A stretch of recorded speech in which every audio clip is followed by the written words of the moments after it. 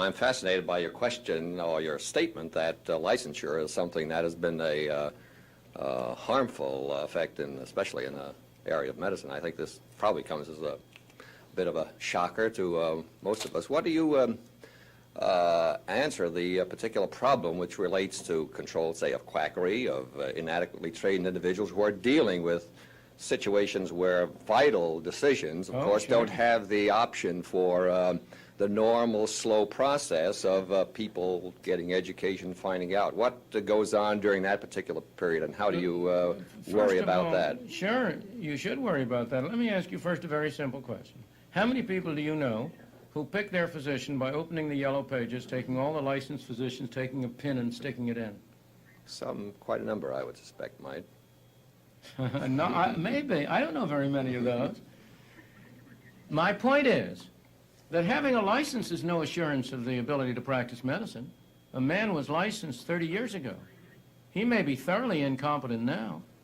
So licensure is no assurance of quality. In the next place, we have lots of other assurances of quality. The fact that a man may offer himself as a physician doesn't mean that he can misrepresent his training. If I hang out a shingle saying I am a graduate of the Harvard Medical School when I am not, well, then I ought to be sent to jail, and I should be sued for fraud and misrepresentation.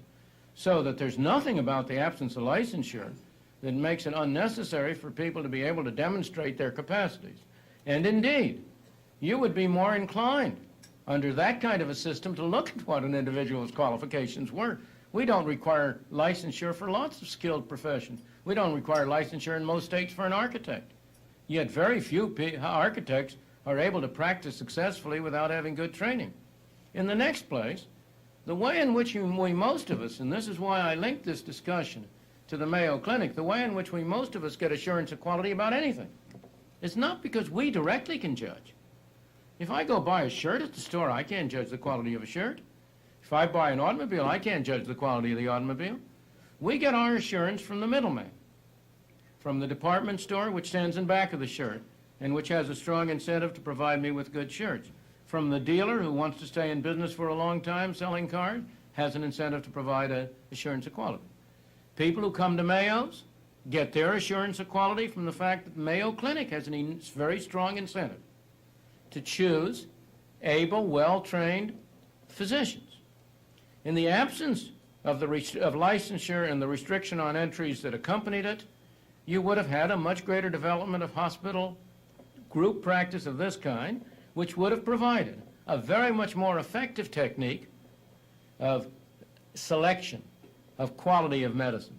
Next, the fact that you have had licensure has made it much more difficult over decades to eliminate low-quality practice. As you know, only in recent years you've had a spate of medical malpractice suits.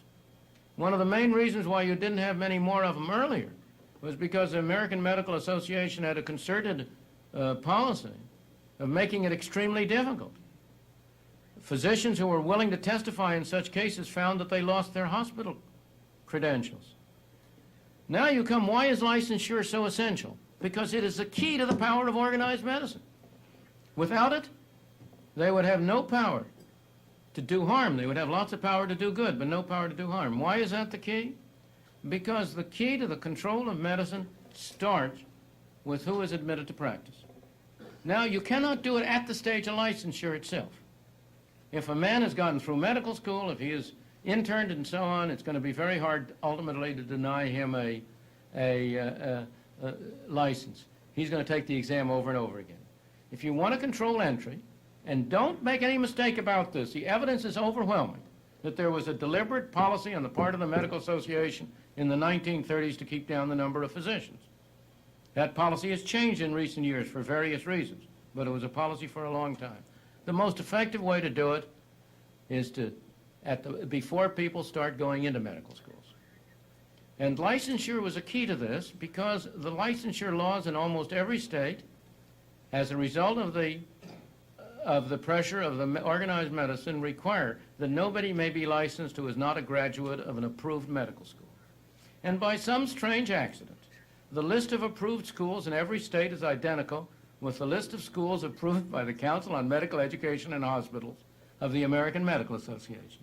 And I can go down the line, a long line of them.